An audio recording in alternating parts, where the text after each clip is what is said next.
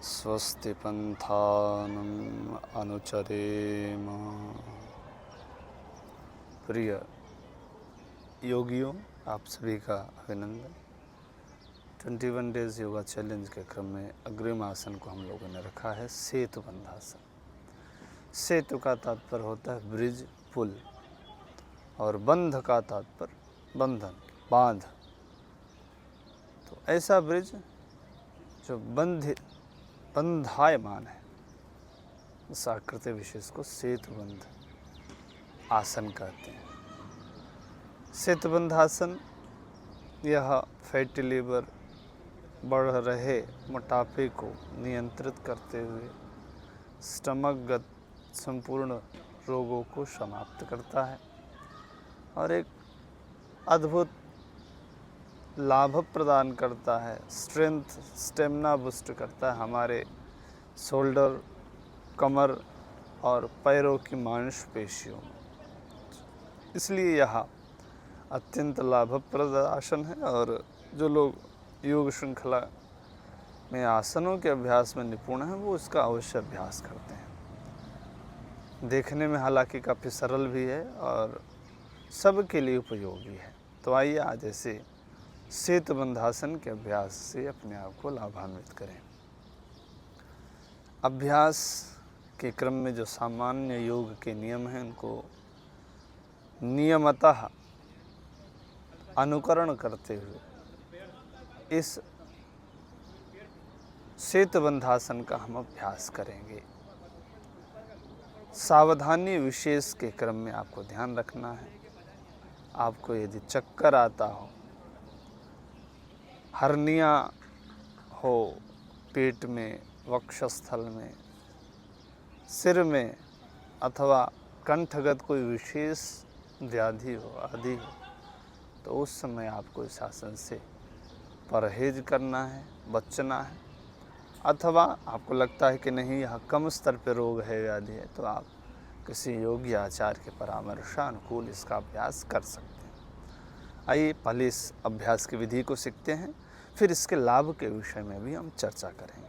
तो सर्वप्रथम आपको पैर को खोलना है और अपने योग मैट पर आराम से लेट जाना है। 2 से 3 बार लंबी गहरी श्वास लेंगे। शरीर को पूरी तरह से शिथिल करेंगे।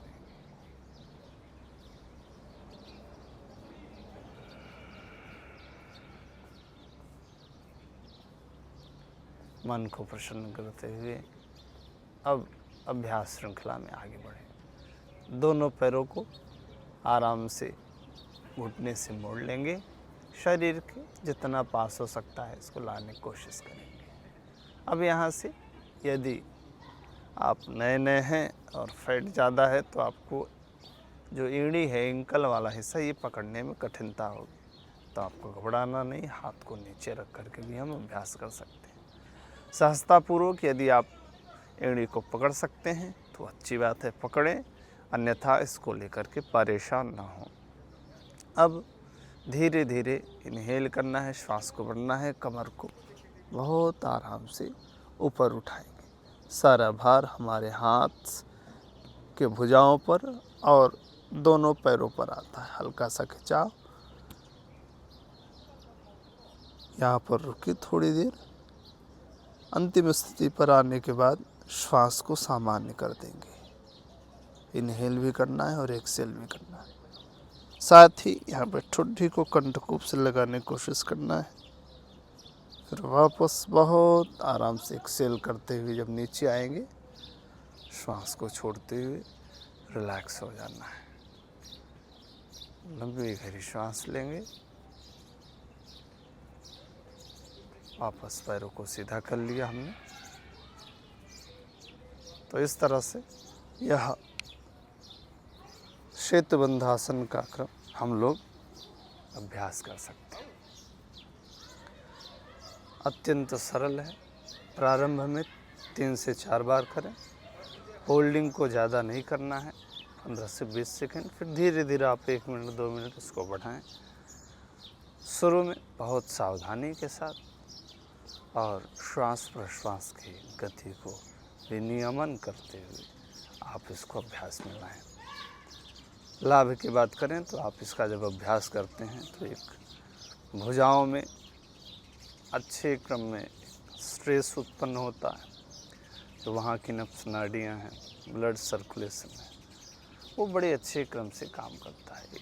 पूरे शरीर का भार भी भुजाओं और हमारे थाइस पर आता है, जिसके कारण हमारी भुजाएं मजबूत होती हैं।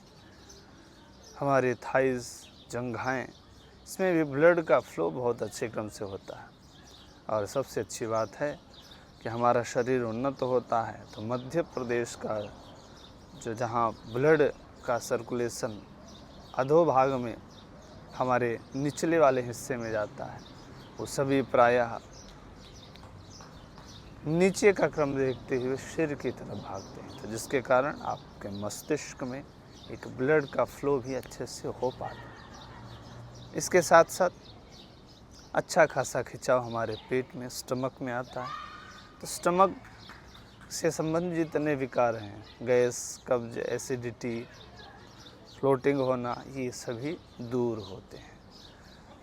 अब श्वास के क्रम को जब हम फॉलो करते हुए इसका अभ्यास करते हैं तो एक वक्षस्थल पर भी अच्छा खिंचाव उत्पन्न करता है, जिसके कारण हमारे वक्षस्थल से संबंधित जो रोग हैं, श्वासों के विनियमन में जो रोग हैं, वो सभी दूर होते हैं और एक सुंदर स्वास्थ्य प्रद हमें शरीर की प्राप्ति होती है। तो ऐसे अनेक लाभों को प्रदान करने वाला, हाथ पैर में एक अद्भुत शक्ति, स्ट्रेंथ, स्टेमिना को बूस्ट करने वाला आसन सेतुबंध आसन। अवश्य अभ्यास करें, दैनिक दिनचर्या में इसको अपनाएं और जीवन को स्वस्थ बनाएं।